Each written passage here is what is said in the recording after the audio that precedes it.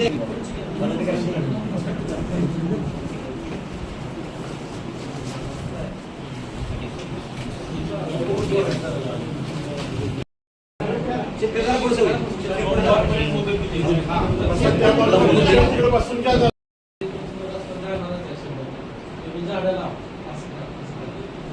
काय अर्थ नाही, तुम्हाला मी सांगतो.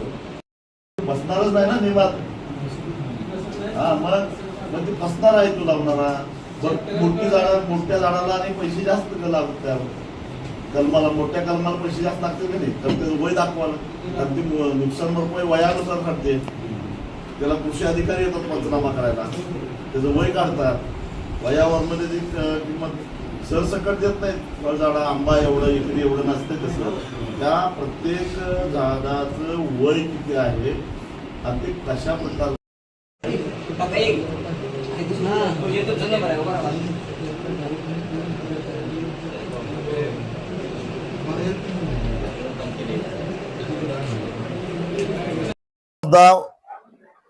उन्हाळा प्रचंड वाढलेला आहे.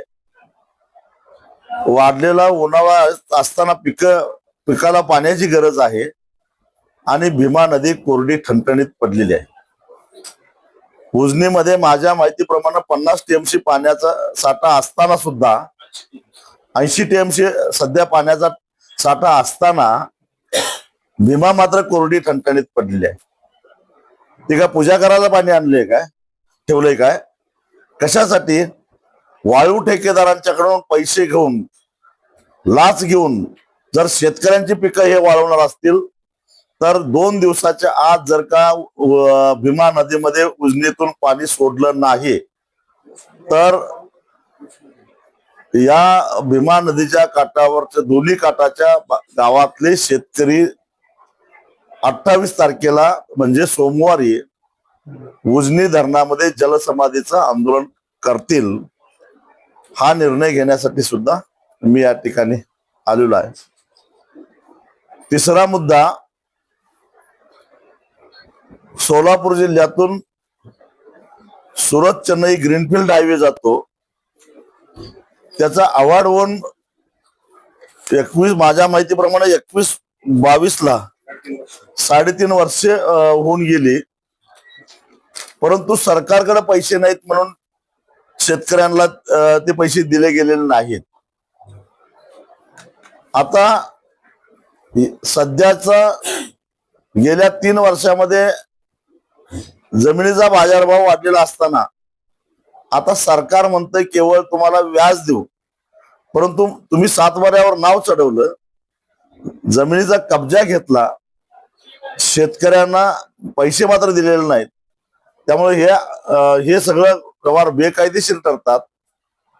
आम्ही लवकरच एक याचिका कोल्हापूर खंडपीठासमोर दाखल करतोय. साखर कारखाने साधारणपणे 15 फेब्रुवारीच्या दरम्यान बंद झाले, काही त्याच्या आधी सुद्धा बंद झालेले होते. 15 फेब्रुवारी नंतर 15 मार्च झाला, 15 एप्रिल झाला, म्हणजे 2 महिने होऊन गेले. अनेक साखर कारखान्यांनी शेवटच्या 4 पंधरवड्याची बिलं दिलेली नाही. कारण थकबाकीचा आकडा महाराष्ट्राचा हा जवळपास 6,000 कोटीचा आहे आणि सोलापूर जिल्ह्याचा किती 360 कोटीचा आहे. 1 तारखेपर्यंत जर सोलापूर जिल्ह्यातल्या साखर कारखान्यांनी शेतकऱ्याची थकीत बिलं दिली नाहीत तर 1 तारखेनंतर प्रत्येक साखर कारखान्याच्या चेअरमनच्या दारामध्ये शेतकरी जाऊन बसतील आणि त्याला जर का पैसे देता येत नसतील तर त्याच्या घरातली भांडी कुंडी शेतकऱ्याने आणावी. कारण शेतकऱ्याची थकबाकी असेल तर त्यांची भांडी जप्त करतात, त्यांची घरं जप्त करतात, त्याच्या घराला कुलप लावता. मग जर साखर कारखानदारांनी शेतकऱ्याची बिलं थकवली असतील तर साखर कारखानदाराच्या घरातली मालमत्ता शेतकऱ्यांनी बाहेर का काढू नये या प्रश्नाचं उत्तर द्यायला साखर कारखानदारांनी उत्तर तयार ठेवावं. या पद्धतीनं हे आंदोलन सोलापूर जिल्ह्यामध्ये सुरू करण्याच्या संदर्भातल्या स्पष्ट सूचना देण्यासाठीच म्हणून मी आता इथं प्रमुख कार्यकर्त्यांची बैठक घेतली. दुसरा मुद्दा,